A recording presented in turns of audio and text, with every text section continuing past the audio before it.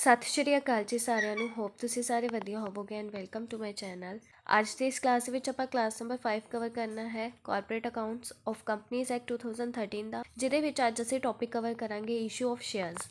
ਕਿ ਸ਼ੇਅਰਸ ਨੂੰ ਇਸ਼ੂ ਕਰਨ ਦੇ ਕਿਹੜੇ ਤਰੀਕੇ ਨੇ ਤੇ ਕਿਸ ਤਰੀਕਿਆਂ ਨਾਲ ਕੀਤਾ ਜਾਂਦਾ ਹੈ। ਤੇ ਯੂਨਿਟ ਤੁਹਾਨੂੰ ਸਾਰਿਆਂ ਨੂੰ ਪਤਾ ਆਪਣੀ ਕਿਹੜੀ ਚੱਲ ਰਹੀ ਹੈ, ਫਾਈਨੈਂਸ਼ੀਅਲ ਅਕਾਊਂਟਿੰਗ। ਇੱਕ ਚੀਜ਼ ਹੋਰ, ਇਸ ਚੈਪਟਰ ਰਿਲੇਟਿਡ ਅਲੱਗ ਤੋਂ ਕੋਰਸ ਫਾਰਮ ਕਰ ਦਿੱਤਾ ਗਿਆ ਹੈ ਚੈਨਲ ਦੇ ਉੱਤੇ, ਤੇ ਪਲੇਲਿਸਟ ਦੇ ਵਿੱਚ ਵੀ ਇਹ ਚੀਜ਼ ਪਈ ਹੈ, ਤੇ ਤੁਸੀਂ ਦੋਨੋਂ ਜਗ੍ਹਾਵਾਂ ਤੋਂ ਇਹਨੂੰ ਕਵਰ ਕਰ ਸਕਦੇ ਹੋ ਜਿੱਥੋਂ ਤੁਸੀਂ ਕਰਨਾ ਚਾਹੋ। ਦੂਜੀ ਚੀਜ਼ ਇਹ, ਕਾਫੀ ਬੱਚਿਆਂ ਦੇ ਕੁਐਸਚਨਸ ਆਉਂਦੇ ਮੈਂ ਆਹ ਵਾਲੀ ਕਲਾਸ ਕਰਨੀ ਹੈ PSSB ਵਾਸਤੇ, ਇਹਦੇ ਵਿੱਚੋਂ ਪ੍ਰੀਵੀਅਸ ਈਅਰ ਆਏ ਆ ਜਾਂ ਨਹੀਂ ਆਏ। ਦੇਖੋ, ਜੋ ਵੀ ਇਸ ਚੈਨਲ ਦੇ ਉੱਤੇ ਅਕਾਊਂਟਸ ਰਿਲੇਟਿਡ ਜਿੰਨੇ ਵੀ ਕਲਾਸਿਸ ਕੰਡਕਟ ਕੀਤੀਆਂ ਗਈਆਂ ਨੇ A to Z ਤੁਸੀਂ ਆਪਣੇ ਸਿਲੇਬਸ ਵਾਸਤੇ ਕਵਰ ਕਰਨਾ ਹੀ ਕਰਨਾ ਹੈ।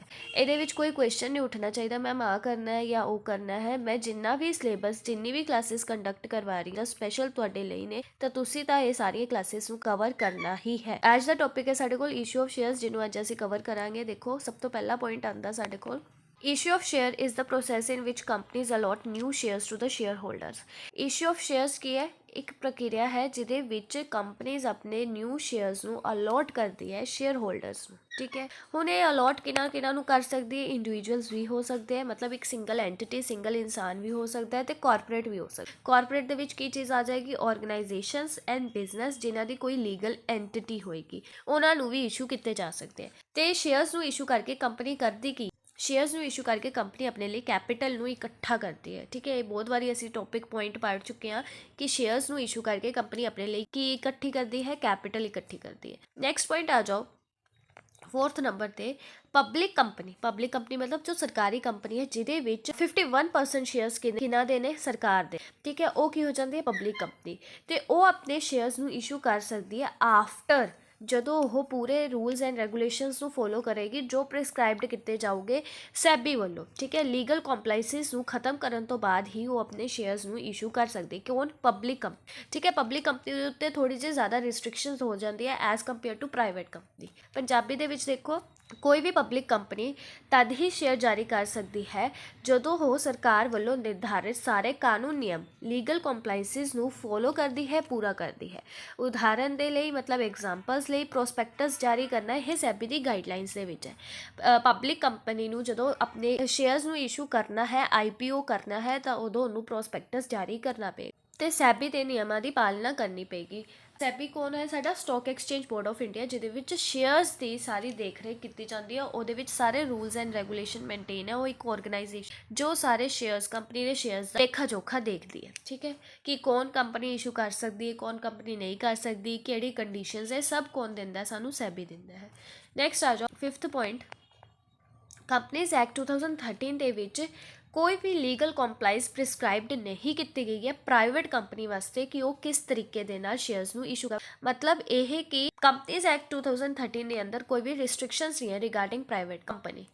ਪ੍ਰਾਈਵੇਟ ਕੰਪਨੀ ਲਈ ਕੰਪਨੀਜ਼ ਐਕਟ 2013 ਚ ਕੋਈ ਖਾਸ ਕਾਨੂੰਨ ਨਿਯਮ ਨਹੀਂ ਦਿੱਤੇ ਗਏ। ਜਦੋਂ ਉਹ ਹੋਰ ਸ਼ੇਅਰ ਜਾਰੀ ਕਰਨਾ ਚਾਹੁੰਦੀ ਹੈ, ਮਤਲਬ ਫਰਦਰ ਇਸ਼ੂ ਕਰਨਾ ਚਾਹੁੰਦੀ ਹੈ, ਉਹਦੇ ਵਿੱਚ ਕੰਪਨੀਜ਼ ਐਕਟ ਦੇ ਵਿੱਚ ਕੋਈ ਵੀ ਪ੍ਰਾਈਵੇਟ ਕੰਪਨੀ ਲਈ ਖਾਸ ਕਾਨੂੰਨ ਨਹੀਂ ਹੈ। ਇਸ ਦਾ ਮਤਲਬ ਪ੍ਰਾਈਵੇਟ ਕੰਪਨੀ ਆਪਣੀ ਮਰਜ਼ੀ ਦੇ ਨਾਲ ਇਸ਼ੂ ਕਰ ਸਕਦੀ ਹੈ, ਚਾਹੇ ਆਪਣੇ ਪ੍ਰੈਜ਼ੈਂਟ ਐਗਜ਼ਿਸਟਿੰਗ ਸ਼ੇਅਰ ਹੋਲਡਰਸ ਨੂੰ, ਚਾਹੇ ਨਵੇਂ ਲੋਕਾਂ ਨੂੰ। ਠੀਕ ਹੈ, ਬਿਨਾਂ ਕਿਸੇ ਵੱਡੇ ਕਾਨੂੰਨੀ ਫਾਰਮੈਲਿਟੀਜ਼ ਦੇ।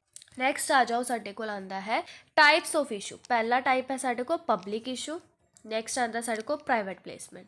ਹੁਣ ਇਹ ਥੋੜਾ ਜਿਹਾ ਸਮਝਣਾ ਜ਼ਰੂਰੀ ਹੈ ਤੁਹਾਡੇ ਐਗਜ਼ਾਮ ਲਈ। ਫਸਟ ਆਉਂਦਾ public issue. Public issue of shares means offers made by a company to public in general for subscription of shares offered.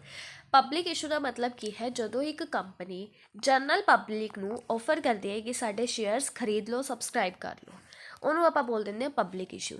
It can be made ਬਾय public company. ਇਹ ਕੌਣ ਕਰਦਾ ਹੈ? ਇਹ ਸਿਰਫ ਪਬਲਿਕ ਕੰਪਨੀ ਕਰ ਸਕਦੀ ਹੈ after ਕੰਪਲਾਈਂਗ with ਪ੍ਰਿਸਕ੍ਰਾਈਬਡ legal requirement.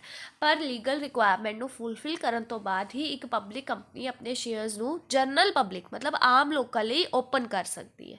Punjabi ਦੇ ਵਿੱਚ ਦੇਖੋ, ਪਬਲਿਕ ਇਸ਼ੂ ਆਫ ਸ਼ੇਅਰਸ ਦਾ ਮਤਲਬ ਹੈ ਜਦੋਂ ਇੱਕ ਕੰਪਨੀ ਆਪਣੇ ਸ਼ੇਅਰ ਜਨਤਕ ਤੌਰ ਤੇ ਜਨਰਲ ਬੇਸਿਸ ਦੇ ਉੱਤੇ ਲੋਕਾਂ ਨੂੰ ਖਰੀਦਣ ਲਈ ਪੇਸ਼ ਕਰਦੀ ਹੈ। ਇਸ ਦਾ ਮਤਲਬ ਇਹ ਹੈ ਕਿ ਕੋਈ ਵੀ ਆਮ ਵਿਅਕਤੀ ਇਹ ਸ਼ੇਅਰ ਖਰੀਦ ਸਕਦਾ ਹੈ, ਮਤਲਬ ਕੋਈ ਵੀ ਨੋਰਮਲ ਆਦਮੀ ਇਸ ਸ਼ੇਅਰਸ ਨੂੰ ਖਰੀਦ ਸਕਦਾ ਹੈ, ਇਹਨਾਂ ਵਿੱਚ ਇਨਵੈਸਟ ਕਰ ਸਕਦਾ ਹੈ। ਇਹ ਤਰੀਕਾ ਸਿਰਫ ਪਬਲਿਕ ਕੰਪਨੀ ਵੱਲੋਂ ਹੀ ਵਰਤਿਆ ਜਾ ਸਕਦਾ ਹੈ ਅਤੇ ਇਸ ਤੋਂ ਪਹਿਲਾਂ ਕੰਪਨੀ ਨੂੰ ਸਰਕਾਰ ਅਤੇ ਸੈਬੀ, ਠੀਕ ਹੈ, ਉਹਨਾਂ ਦੇ ਅਕੋਰਡਿੰਗ ਜੋ ਵੀ ਉਹਨਾਂ ਦੀ ਲੀਗਲ ਕੰਪਲਾਈਂਸਿਸ ਹੈ ਉਹਨਾਂ ਨੂੰ ਫੁੱਲਫਿਲ ਕਰਨਾ ਪਏਗਾ, ਉਸ ਤੋਂ ਬਾਅਦ ਹੀ ਇਹ ਸ਼ੇਅਰਸ ਨੂੰ ਇਸ਼ੂ ਕਰ ਸਕਦੀ। ਨੈਕਸਟ ਆ ਜਾਓ private placement. Private placement basically ਕਿਹਦੇ ਦੁਆਰਾ ਕੀਤਾ ਜਾਂਦਾ ਹੈ? ਪ੍ਰਾਈਵੇਟ ਕੰਪਨੀਜ਼ ਦੇ ਦੁਆਰਾ। ਦੇਖੋ ਪਬਲਿਕ ਕੰਪਨੀ ਤੇ ਪ੍ਰਾਈਵੇਟ ਕੰਪਨੀ ਦੋਨੋਂ ਪ੍ਰਾਈਵੇਟ ਪਲੇਸਮੈਂਟ ਕਰ ਸਕਦੀ ਹੈ, ਬਟ ਪ੍ਰਾਈਵੇਟ ਕੰਪਨੀ ਕਦੇ ਵੀ IPO ਨਹੀਂ ਕਰ ਸਕਦੀ। ठीक है, अगे मैं समझानी है की कहना चाह रही हूँ मैं। पहले ये चीज़ समझो प्राइवेट प्लेसमेंट की है। Private placement of share मीनस issue and allotment of shares सिर्फ और सिर्फ सिलेक्टेड परसनस। एक कंपनी है, मान लो कंपनी ए है, अपने सिलेक्टेड परसनस नूं, जिद्दां अपने रिलेटिव्स नूं, अपने एग्जिस्टिंग शेयर होल्डर्स नूं, अपने डायरैक्टर्स नूं, अपने एग्जीक्यूटर्स नूं, उन्हां नूं ही शेयर्स नूं इशू कर सकदी है। प्राइवेटली उन्होंने बोल देंगे प्राइवेट प्लेसमेंट, ठीक है। जनरल पब्लिक दे विच इशू नहीं कर सकते। आम लोगों लिए ये वाले शेयर्स ओपन नहीं किए जाते। Selected group of person privately not to public in general, ठीक है, पब्लिक नूं नहीं इशू कर सकते। Through public issue it made by private और अनलिस्टेड कंपनी। और ये private placement basically private placement करता है प्राइवेट कंपनीज और अनलिस्टेड कंपनीज, ये मार्क कर लो। नैक्सट आ जाओ, पंजाबी दे विच भी यही चीज़ है, जो कंपनी अपने शेयर सिर्फ चुने हुए व्यक्तियों को, सिलेक्टेड परसनस नूं ही देंदी है या संस्थावां नूं वेचदी है, ना कि पूरी जनता नूं, ठीक है। जिवें पब्लिक इशू किया गया सी, वो पूरे जनरल पब्लिक नूं, कोई भी, मैं भी, तुसीं भी, कोई भी इंसान जाके वो वाले शेयर्स खरीद सकता है। बट प्राइवेट प्लेसमेंट लई आम लोकां नूं नहीं दिता जाता, उहदे विच सिर्फ सिलेक्टेड परसनस हुंदे, वो कंपनी दे। इस तरीके नाल शेयर आम तौर ते जनरली ये शेयर्स, इस तरीके दे शेयर्स नूं इशू करना कौन करदा है? प्राइवेट कंपनीज करदी या फिर अनलिस्टेड कंपनीज की है। हुण कंक्लूजन की है एट द एंड कि प्राइवेट प्लेसमेंट मतलब कि जो सिलेक्टेड पर्सनस नूं आपां शेयर्स दे रहे हैं वो प्राइवेट और पब्लिक दोनों कर सकदियां ने, पर पब्लिक इशू मतलब जनरल पब्लिक नूं शेयर्स वंडने, शेयर्स खरीदण लई ऑफर करना, वो सिर्फ पब्लिक कंपनी ही कर सकती है। मैं दोबारा एक्सप्लेन कर रही हूँ। कंक्लूजन की है पब्लिक इशू पहले वाला टाइप, ठीक है, ये सिर्फ कौन कर सकता है? पब्लिक कंपनी कर सकती है, प्राइवेट का ये कोई लेना देना नहीं। पर प्राइवेट प्लेसमेंट पब्लिक भी कर सकती है तो प्राइवेट कंपनी भी कर सकती है। आई होप तुहानूं ये कंक्लूजन कंप्लीट है कि प्राइवेट प्लेसमेंट दोनों कंपनीज कर सकती हैं, private as well as public, पर पब्लिक इशू जो जनरल पब्लिक नूं शेयर्स इशू करने हैं वो सिर्फ पब्लिक कंपनी कर सकती है। हुण आ जाओ टर्म आती है साडे कोल इनीशियल पब्लिक ऑफर, जिन्हों की बोलिया जाता है IPO, तो PSSP दे विच इहदी फुल फॉर्म भी पूछी जा सकती है, ठीक है। IPO की हुंदा है? Initial public offer. इनीशियल का मतलब हुंदा द वेरी फर्स्ट, ठीक है, जो सब तो पहला कंपनी पब्लिक नूं ऑफर करती है अपने शेयर्स, उन्होंने बोल देंगे initial public offer, the very first, ठीक है। मेकिंग एन ऑफर और इनवाइटिंग द पब्लिक, ठीक है, ऑफर बनाना या इनवाइट करना लोगों नूं कि आके तुसीं साडे शेयर्स नूं खरीद सकते हो, उन्होंने आपां की बोलते हाँ IPO। The company can make public issue under different modes and prices, ठीक है। पब्लिक इशू अलग अलग मोड्स दे विच किया जा सकता है, अलग अलग प्राइसिस के उत्ते किया जा सकता है।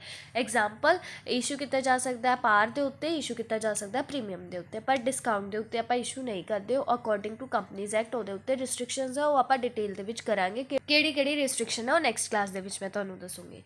फिलहाल इन्ना समझो IPO की है द वेरी फर्स्ट ऑफर जो एक कंपनी फॉर्मड हुई है, ठीक है। जो एक कंपनी फॉर्म हुई है, कंपनी ने अपनी सारी लीगल कंप्लाइसिस को खत्म किया, पूरा किया, यह पब्लिक कंपनी है, ठीक है। क्योंकि इनीशियल पब्लिक ऑफर कौन कर सकता है? कंपनी, पब्लिक कंपनी ही कर सकती है। जो हुण वो पहली बार अपनी कंपनी फॉर्म होने तो पहली बार जो जनरल पब्लिक नूं मतलब साडे वर्गे लोगों नूं, आम लोगों नूं अपने शेयर्स नूं ऑफर करेगी खरीदण वास्ते, उन्होंने IPO बोल दिता जाएगा।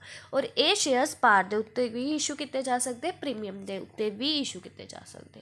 आई होप तुहानूं ये चीज़ क्लीयर है। मैं एक मिनट स्क्रीन क्लीन करदा। नैक्सट आ जाओ, पंजाबी दे विच भी समझ लो, मैं नोट्स दे विच ऐड किया है। देखो सिर्फ पब्लिक कंपनी कर सकती है, IPO कौन कर सकता है? सिर्फ और सिर्फ पब्लिक कंपनी कर सकती है, क्योंकि ये जनरल पब्लिक नूं इशू किए जाते हैं। तो जनरल पब्लिक नूं इशू कौन करता है? मैं तुहानूं ऊपर दस चुकी है, सिर्फ और सिर्फ पब्लिक कंपनी। IPO का मतलब की है जो कंपनी पहली बार अपने शेयर जनरल तौर पर पब्लिक नूं वेचदी है, उन्होंने IPO बोल देंगे हैं। यह पब्लिक इशूज़ ऑफ शेयर होंगे है। नैक्सट है यह सिर्फ पब्लिक लिमिटेड कंपनीज कर सकती हैं, क्योंकि IPO च शेयर हर किसी लिए खुले होंगे हैं। मतलब हर एक इंसान ਲਈ ਉਹ ਓਪਨ ਨੇ, ਕੋਈ ਵੀ ਜਾ ਕੇ ਉਹਨਾਂ ਦੇ ਵਿੱਚ ਇਨਵੈਸਟ ਕਰ ਸਕਦਾ ਹੈ। ਪ੍ਰਾਈਵੇਟ ਕੰਪਨੀ IPO ਨਹੀਂ ਕਰ ਸਕਦੀ, ਇਨੀਸ਼ੀਅਲ ਪਬਲਿਕ ਆਫਰ ਉਹ ਨਹੀਂ ਕਰ ਸਕਦੀਆਂ। ਉਹ ਆਪਣੇ ਪੈਸਾ ਜਨਤਕ ਤੌਰ 'ਤੇ ਸ਼ੇਅਰ ਵੇਚ ਕੇ ਨਹੀਂ ਇਕੱਠਾ ਕਰ ਸਕਦੀ। ਉਹ ਆਪਣਾ ਪੈਸਾ ਜੋ ਕੈਪੀਟਲ ਹੈ ਉਹ ਜਨਰਲ ਪਬਲਿਕ ਨੂੰ ਦੇ ਕੇ ਇਕੱਠਾ ਨਹੀਂ ਕਰ ਸਕਦੀ, ਉਹ ਸਿਰਫ ਸਿਲੈਕਟਿਡ ਪਰਸਨਸ ਨੂੰ ਹੀ ਦੇਗੀ। ਫਿਰ ਇੱਥੇ ਪੁਆਇੰਟ ਅਰਾਈਜ਼ ਹੁੰਦਾ, ਹੁਣ ਪ੍ਰਾਈਵੇਟ ਕੰਪਨੀ ਕਰ ਕੀ ਸਕਦੀ ਹੈ ਜੇ ਉਹ IPO ਨਹੀਂ ਕਰ ਸਕਦੀ? तो क्वेश्चन की है कि प्राइवेट कंपनी की कर सकती है, प्राइवेट कंपनी शेयर जारी तो कर सकती है पर सिर्फ और सिर्फ सिलेक्टेड पर्सनस नू, लाइक एग्जाम्पल अपने डायरैक्टर्स नू कर सकती है, इंप्लॉयज़ नू कर सकती है, फ्रेंड्स रिलेटिव ऑफ डायरैक्टर्स नू कर सकती है, सिलेक्टिव इन्वेस्टर्स नू कर सकती है। यह तरीका प्राइवेट प्लेसमेंट दे विच ही आ जाता है। इस करके प्राइवेट प्लेसमेंट किहदे नाल रिलेटेड है? प्राइवेट कंपनीज़ दे नाल रिलेटेड है। ਹੁਣ ਆ ਜਾਓ, ਜਦੋਂ ਇੱਕ ਪਬਲਿਕ ਕੰਪਨੀ ਆਪਣਾ IPO ਇਸ਼ੂ ਕਰ ਰਹੀ ਹੈ, ਆਪਣਾ IPO ਜਾਰੀ ਕਰ ਰਹੀ ਹੈ, ਉਹਦੇ ਲਈ ਬੇਸਿਕ ਕੰਡੀਸ਼ਨਸ ਕੀ ਹੈ? ਠੀਕ ਹੈ, the following steps are to be taken by a public limited company. ਇੱਕ ਪਬਲਿਕ ਲਿਮਿਟਿਡ ਕੰਪਨੀ ਜਦੋਂ ਆਪਣੇ ਸ਼ੇਅਰਸ ਨੂੰ ਇਸ਼ੂ ਕਰ ਰਹੀ ਹੈ, ਉਦੋਂ ਕਿਹੜੇ ਕਿਹੜੇ ਸਟੈਪਸ ਨੂੰ ਦੇਖਣਾ ਹੈ?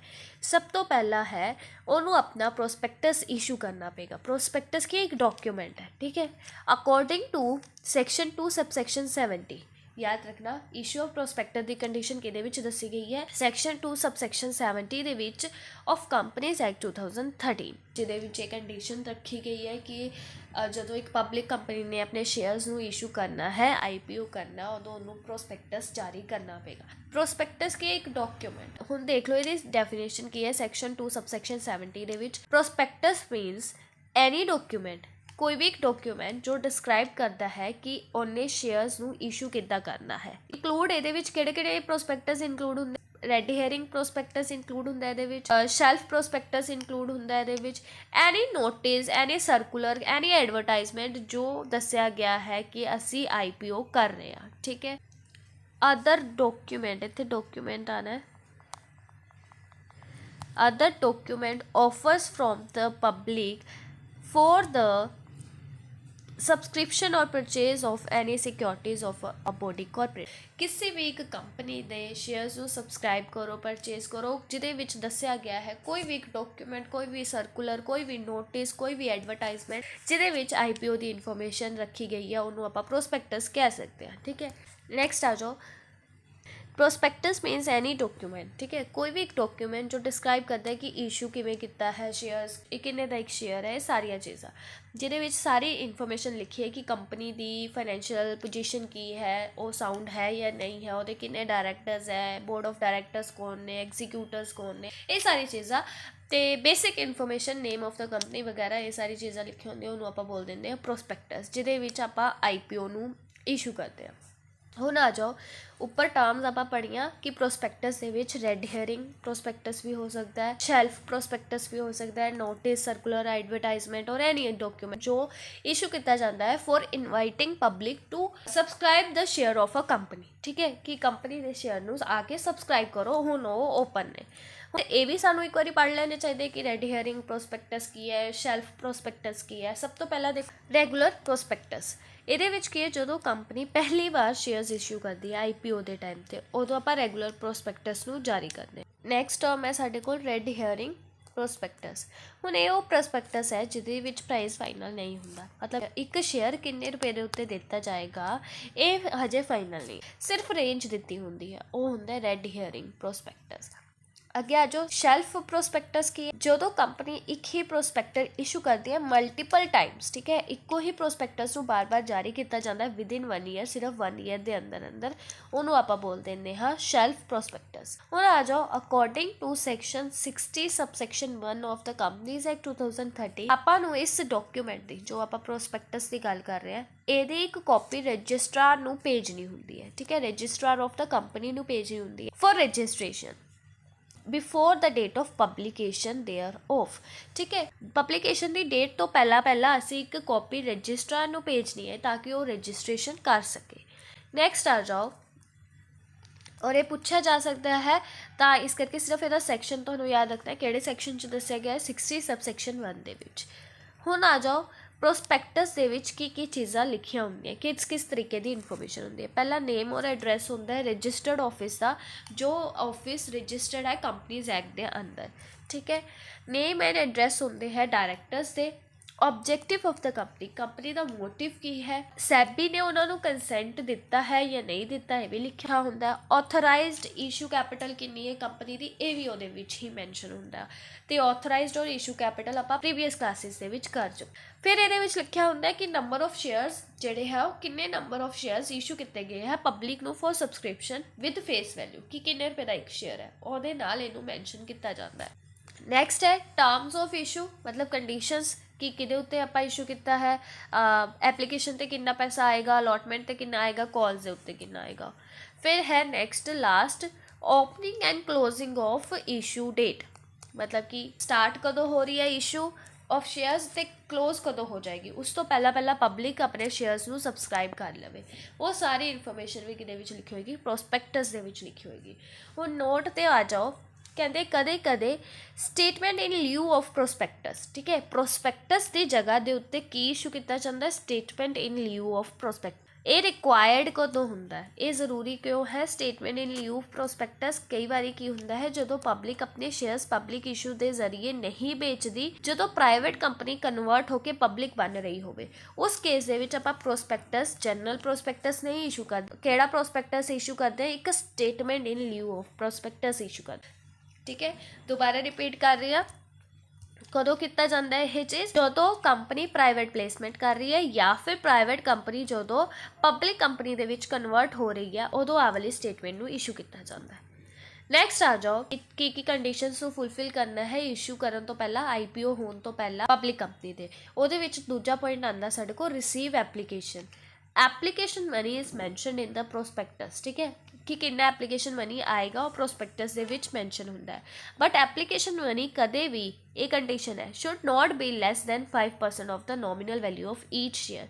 जिन्ना भी एक शेयर की नॉमिनल वैल्यू है, ठीक है, अगर 10 रुपये है, अगर 20 रुपये है, अगर 15 रुपीज़ है, जिन्नी भी वो नॉमिनल वैल्यू है एक शेयर ओदा 5% एप्लीकेशन मनी आना चाहिए है घट्टो घट्ट। ठीक है, नैक्सट देखो in case of first offer मतलब IPO of shares, all money received from application, सारी की सारी मनी जो भी एप्लीकेशन तो रिसीव्ड होंदी है उन्होंने हजे डिपॉजिट करवाना है तो रखना है कि स्कैड्यूल बैंक दे विच। ठीक है, वो कंपनी अपने को नहीं हजे रख सकती जब तक कंपनी नू कमेंस ऑफ बिजनेस का सर्टिफिकेट ऑब्टेन्ड नहीं हो जाता। यदा मतलब कि एक कंपनी बनी, ठीक है, एक पब्लिक कंपनी बनी, इन्ने कंपनी बनने तो बाद IPO करता, पर हजे सरकार वालों या सैबी की गाइडलाइनस वालों सैबी वालों इन्हों हजे सर्टिफिकेट्स टू कमेंस नहीं मिले, मतलब कि तुसीं अपना बिजनेस हुण चालू कर सकते हो, वो वाला सर्टिफिकेट हजे नहीं मिले। IPO इन्होंने कर दिता है, IPO तो जी भी मनी रिसीव होएगी ये कंपनी अपने को नहीं रख सकती, ये किनू डिपॉजिट करवाना पऊगा, इन्हों स्कैड्यूल बैंक के विच डिपॉजिट करवाना पेगा। आई होप तुहानूं ये चीज़ क्लीयर है। सर्टिफिकेट ऑफ कमेंसमेंट मिलने तो बाद ही कंपनी ये वाले एप्लीकेशन मनी अपने को लै सकती है। नैक्सट आ जाओ third point, to make allotment of shares. Allotment हुण किवें करनी है? Allotment of share means acceptance by the company. Application money आ गई कंपनी नूं, उस तो बाद जो कंपनी अलॉटमेंट करेगी, इस चीज़ का मतलब की अलॉटमेंट का मतलब की है कि कंपनी हुण तुहाडे शेयर्स नूं एक्सैप्ट कर रही है। जो भी पब्लिक ने सानू पैसा दिता, जो भी पब्लिक ने अपलाई किया साडी कंपनी दे विच, जिद्दां मान लो एक परसन है A, उन्हें 5 शेयर्स लिए अपलाई किया, एक परसन है B, उन्हें 10 शेयर्स लिए अपलाई किया, तो जे इन्हों अलॉटमेंट मिल गई है, A नूं 5 की मिल गई है, B नूं 10 की मिल गई है, इसका मतलब कंपनी ने एक्सैप्ट कर लिया। ठीक है, अगे देखो, it is on allotment that shares come into टू एग्जिस्टेंस। अलॉटमेंट तो बाद ही शेयर्स अपनी एग्जिस्टेंस के विच आते हैं कि हाँ हुण शेयर्स हो गए। The amount payable on allotment, जो भी पैसा अलॉटमेंट के उत्ते मिलना उन्होंने की बोलिया जाता है, अलॉटमेंट मनी बोलिया जाता है। The board of directors can not proceed, ठीक है, बोर्ड ऑफ डायरैक्टर्स अगे नहीं वध सकते unless minimum subscription has been receive. ठीक है, बोर्ड ऑफ डायरैक्टर्स अलॉटमेंट उदों तक नहीं कर सकते जब तक सानू मिनिमम सबसक्रिप्शन रिसीव्ड नहीं होंगी। मिनिमम सबसक्रिप्शन मतलब जो एप्लीकेशन मनी के उत्ते 5% of the nominal value of shares received नहीं होंदा तो असीं अलॉटमेंट नहीं कर सकते। 5 हो गया, 5 तो वध हो गया, घट्टो घट्ट वाली कंडीशन फुलफिल होगी 5% वाली, उदों ही आप अलॉट कर सकते हैं शेयर्स। ठीक है, हुण इत्थों टर्म निकल गया मिनिमम सबसक्रिप्शन, वैसे ही आप ऊपर पढ़ चुके हैं, फिर भी एक बार देख लो मिनिमम सबसक्रिप्शन की है, is the amount stated in the prospectus कि आप minimum amount that must be subscribed कि लोगों ने घट्टो घੱਟ वाला पैसा सबसक्राइब कितना होना चाहिए इन्ना ਇਹ ਕਿਹਦੇ ਵਿੱਚ ਦੱਸਿਆ ਗਿਆ ਸੈਕਸ਼ਨ 39 ਸਬਸੈਕਸ਼ਨ 2 ਦੇ ਵਿੱਚ ਦੱਸਿਆ ਗਿਆ ਕੰਪਨੀਜ਼ ਐਕਟ 2013 ਦੇ ਵਿੱਚ provides that the amount payable on application ਤੇ ਜਿਹੜਾ ਅਮਾਊਂਟ ਆਣਾ ਔਨ ਐਵਰੀ ਸਿਕਿਉਰਿਟੀ मतलब ਈਚ ਸ਼ੇਅਰ ਦੇ ਉੱਤੇ shell note B less than 5% ਤਾਂ ਹਰ ਸ਼ੇਅਰ ਦੇ ਉੱਤੇ ਉਹਦੀ ਸ਼ੇਅਰ ਵੈਲਿਊ ਦਾ 5% ਤੋਂ घट नहीं होना चाहिए, ठीक है। 5% तो होना ही चाहिए, एटलीस्ट ये चीज़ होनी ही चाहिए। सच अदर परसेंट और amount as may be specified by the SEBI. 5% तो इन जनरल बेसिस होना चाहिए, बट अगर कोई थोड़ी कंपनी लिए स्पैशल सैबी ने कोई प्रिस्क्राइब्ड किया कि थोड़ी कंपनी लिए इन्ना होना चाहिए तो सैबी के अकॉर्डिंग उन्ना भी मिनिमम सबसक्रिप्शन मन्निया जा सकता। पर क्वेश्चन के विच की पूछा जाएगा कि मिनिमम सबसक्रिप्शन कितना है कंपनीज का अकॉर्डिंग टू कंपनीज एक्ट 2013 वो है 5% of the nominal amount of the security means shares. आगे आ जाओ, if minimum subscription very very very important point, if minimum subscription is not received कि जो मैंने 5% वाली नॉमिनल वैल्यू है वो नहीं मिली तो कंपनी ने की करना है, कंपनी कैन नॉट प्रोसीड तो कंपनी के बोर्ड ऑफ डायरैक्टर अलॉटमेंट नहीं कर सकते। पहला पॉइंट तो यह कि अगर मैंने 5% नॉमिनल वैल्यू ऑफ शेयर्स नहीं मिलिया एप्लीकेशन के टाइम पर जो मैं लोगों को IPO ऑफर किया तो लोगों ने जो मैंने दिता पैसा एप्लीकेशन का वो 5% तो घट है तो मैं अगे प्रोसीड नहीं कर सकती, मैं उन्होंने शेयर्स अलॉट नहीं कर सकती, मतलब मैं उन्होंने शेयर्स को एक्सैप्ट नहीं कर सकती। नैक्सट आ जाओ, the sum payable on application is not received within 30 days. अगर एप्लीकेशन से पैसा जो मैनू आना है पब्लिक वालों अगर वो 30 दिन के अंदर अंदर नहीं आता, डेट ऑफ इशू ऑफ प्रोस्पैक्टस जो मैं प्रोस्पैक्टस में इशू किया वो विद इन 30 डेज़ के अंदर नहीं आता, और सच अदर पीरियड और अगर कोई होर पीरियड डिस्क्राइब किया है सैबी ने कुछ होर गाइडलाइंस दी वो अकॉर्डिंग भी, बट इन जनरल कितना होना चाहिए 30 डेज़ के अंदर अंदर जो मैं इशू किया प्रोस्पैक्टस। द एंटायर एप्लीकेशन जिन्ना भी एप्लीकेशन मैनू आया वो एप्लीकेशन पब्लिक वालों जो भी रिसीव होया वो कंपनी को रिफंड करना पेगा एप्लीकेंट्स को जिन्होंने वो अप्लाई किया सी, ठीक है। समझ गए, मैं एग्जाम्पल दे दी हाँ। देखो कि मैं प्रोस्पैक्टस इशू किया IPO मैं जारी किया 1 जनवरी, ठीक है, पर मैनू इशू करन तो बाद मैं देखा लगातार 30 डेज़ की वेट तो बाद मैं देखा कि मैनू 5% तो घट ही सबसक्रिप्शन आई है, तो मैं 30 डेज़ के बाद ये डिसाइड कंपनी की करेगी जिन्ना भी पैसा उन्होंने आया सारा का सारा पैसा एप्लीकेंट्स को वापस कर देगी। हुण ये important point, refund must be made, refund है जो मैं पैसा वापस करना है कंपनी ने जो पैसा पब्लिक को वापस करना वो 15 दिन के अंदर अंदर हो जाना चाहिए क्लोजर डेट तो बाद। मान लो क्लोजर डेट सी साड़ी 30 जैन, 30 दिन हो गए इशू ऑफ प्रोस्पैक्टस जारी किए, 30 जैन तो बाद 15 दिन होर ऊपर 15 डेज़ दे अंदर अंदर मैं वो रिफंड करना है, ठीक है। नैक्सट आ जाओ, if company fails to refund within 15 days, अगर कंपनी 15 दिन के अंदर अंदर वो पैसा वापस नहीं कर पाती किसी रीज़न करके तो कंपनी को पेनल्टी की लगेगी, इंटरस्ट देना पेगा उन्होंने 15% पर एनम का फॉर डिलेड रिफंड। जो रिफंड लेट हो गया ਉਹਦੇ ਉੱਤੇ कंपनी को 15% का इंटरस्ट पे करना पेगा पब्लिक को। हुण आ जाओ नैक्सट चीज़ लास्ट है एप्लीकेशन एंड कॉल्स, ठीक है। एप्लीकेशन मनी तो बाद आता अलॉटमेंट, फिर आती calls. Application and calls when shares are issued to public for subscription.